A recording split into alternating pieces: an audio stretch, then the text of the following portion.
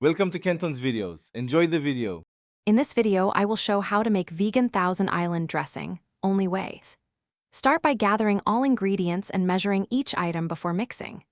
Mix vegan mayo, ketchup, sweet relish, vinegar, and a pinch of salt until smooth and creamy. Taste and adjust sweetness or acidity as needed, then refrigerate for at least 30 minutes to let flavors meld and deepen.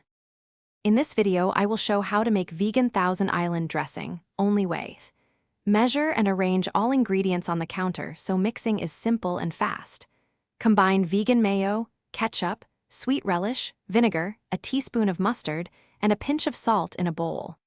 Whisk until smooth, then taste and tweak with more vinegar or relish to reach your preferred balance. In this video, I will show how to make vegan Thousand Island dressing, only way. Place all measured ingredients into a mixing bowl and whisk in one direction for uniform texture. Scrape the sides, taste, and adjust with a little more vinegar for brightness or a touch of sweetener for balance. Transfer to a sealed container and chill to let flavors marry, then enjoy on salads, wraps, or as a dipping. Thanks for watching. Consider subscribing if we helped you.